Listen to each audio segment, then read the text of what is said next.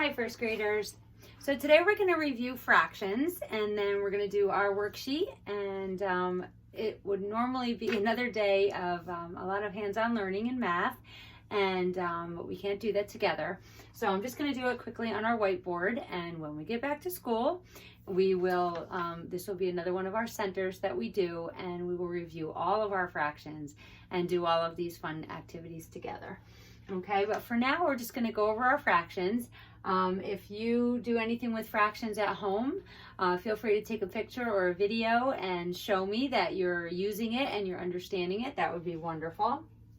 So today we're just going to do half. So this first rectangle right here, I'm going to cut in half. Okay, when you cut it in half, you draw that line of symmetry. Remember, the line of symmetry goes right down the middle so that each side is the same.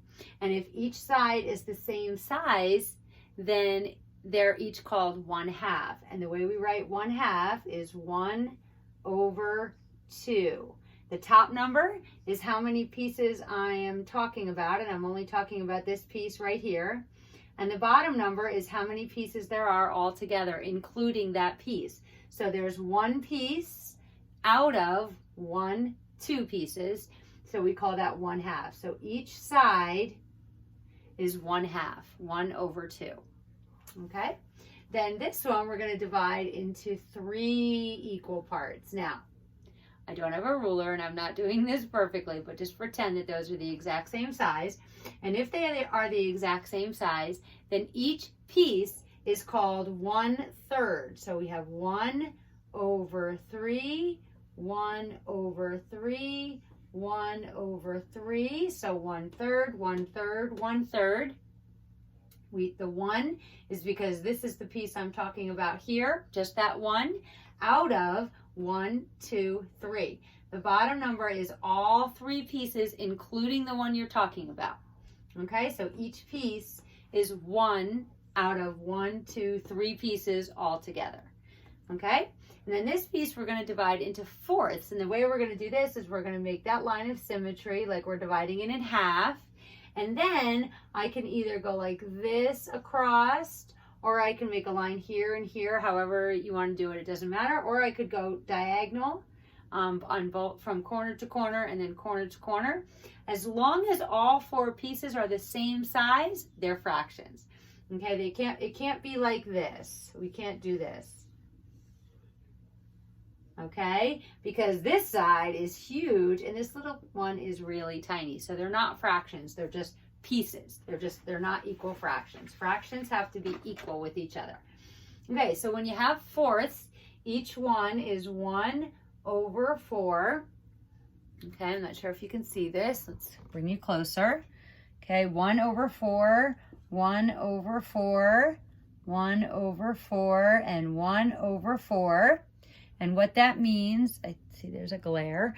What that means is this is 1 piece, that's the top number, out of 1, 2, 3, 4 pieces all together. Okay, notice when we count the bottom number, we count all the pieces, even the one that we're talking about. Okay, that's important to note. All right, let's try to get that glare off. So this one right here, we're going to divide into 6. Okay, so we're going to do the same thing with the third. We're going to go like this and like this. But then we're going to draw one across like this. So there's 1, 2, 3, 4, 5, 6 pieces. And each piece is 1/6. Okay, 1/6. Each piece, 1/6, 1/6, 1/6, 1/6, and 1/6. Okay, so the 1 is the piece that you're talking about, whichever piece that is, and the 6 is 1, 2, 3, 4, 5, 6 pieces all together. Okay, now fractions work with all numbers. We just usually focus on these 4 in first grade, but you could do eighths like a pizza. Usually when you get a large pizza from a pizza place, you cut it in 8 equal pieces, and each piece of pizza is 1/8. So this would be a pizza, and you'd go like this, like this, like this, and like this. Pretend they're all equal. And each piece is 1/8. Okay, so next time you get a pizza or next time you make a pizza, count the pieces, see if they're all basically equal sizes, and then you have a fraction. You have 1/8 of a piece of pizza. Okay, so fractions can work with all kinds of numbers, and they can work with all kinds of shapes as well, as long as each piece is equal. Okay, so take out your paper. We're on lesson 117A. Okay, it says 117A up here. And get out my marker and my ruler. It says draw a 3-inch line segment for your name. So I'm going to draw 6 inches. You draw 3 inches. Okay, so I'm going to put my 0 on the line. And I'm going to go all the way up to the 6 from the 0. So that's 6 inches. And then I'm going to write my name on it. Mrs. Bray. And the date is 4/29/20. It's still April. It's the 29th day of April, and it's 2020. And tomorrow is actually the last day of April, and then actually Thursday is the last day of April. I don't know what day it is anymore. But Friday's May Day. Okay, the day of the week would be Wednesday. Wednesday. Wednesday. Okay? All right, then it says, write the number 106 on the place value chart. That's right here. So 106 has 106 ones, because it's 106, and there are no tens. So we have to put a 0 there. Otherwise, the number is just 1 and 6, and that's 16. So now we have 106, and it says circle the digit that tells the number of tens. So let's find our tens place, which is right here, and the digit is 0. Okay, and write 17 tally marks. Ready?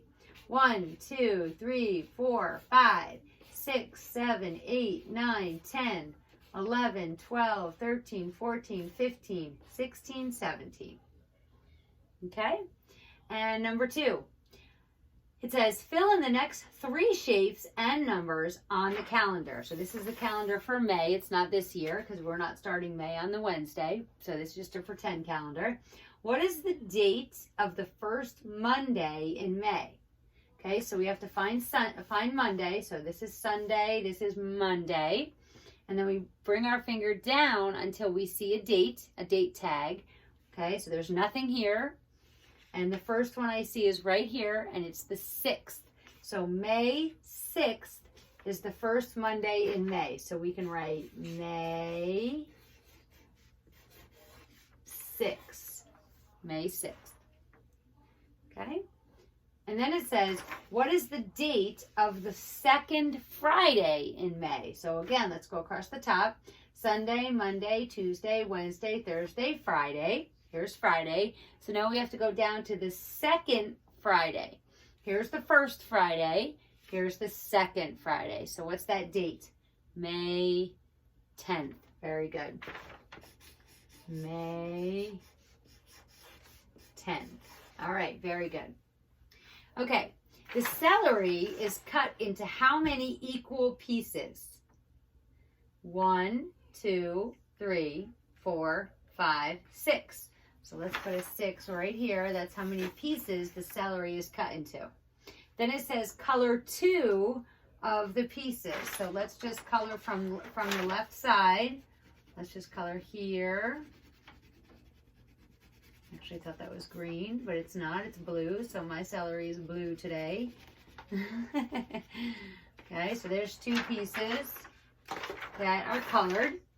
Okay, then it says blank out of blank pieces are colored. So how many pieces are colored? 1, 2. Okay, so that would be the top number. Out of 1, 2, 3, 4, 5, 6. So 2 out of 6 pieces are colored. Okay, and the fraction for that would be 2/6. Okay. All right, so I need my blue crayon and my red crayon. You need your blue and red crayons. And let me move this up a little bit. It says, color the graph to show how many cones and spheres you colored. Oh, sorry. Okay, color the cones blue and the spheres red. So first the cones with blue. So those are the ones that look like ice cream cones. So this is a cone right here. It's just upside down, but it's still a cone.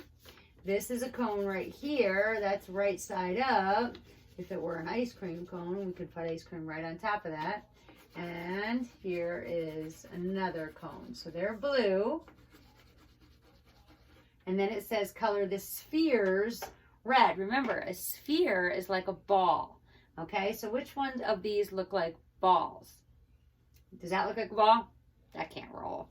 How about that one? Nope, that's a cube. That one? Yes. That one? Yes. That one can roll, but it's not a sphere. So these two right here are our spheres. So color them red. Right there. Okay, now we're going to look at the graph. And it says, color the graph to show how many cones and spheres. So keep your red and your blue. It says cones, we had 1, 2, 3. So let's color 3 boxes. 1, 2, 3. And then spheres, we had 1, 2. Okay?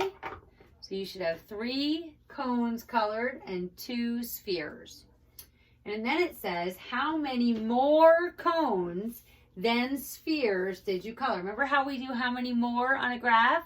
We look at the 2 lines and we see which ones do not have a partner. So they have a partner, they have a partner, but this guy has no partner. There's nothing here for him to team up with.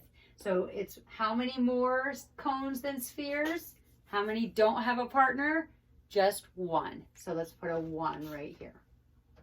Okay. Now we're going to review adding 3 numbers. So we have 9 plus 2 plus 5. Okay.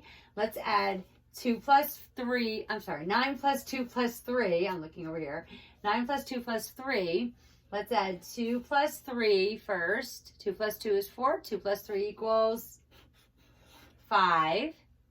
And then 9 plus 5. Do you remember how to do adding 9s? You think of the 10 fact. So 10 plus 5 is 15. You just put the 5 where the 0 goes. So 9 plus 5 is 1 less. So what's 1 less than 15? 14. Very good. So 9 plus 5 equals 14. Okay. Then 5 plus 8 plus 2. I say we add the 8 and the 2 first, because in my head I remembered that 8 and 2 equals 10, and it's easier to add a number to 10, right? So 8 plus 2 equals 10. 5 plus 10 equals, you just put the 5 where the 0 is, and the answer is 15. Okay, so make sure you do your fact worksheet, and great job today. You can take pictures of fractions that you make or that you see around your house, and be looking for them because they're everywhere. And I will see you soon.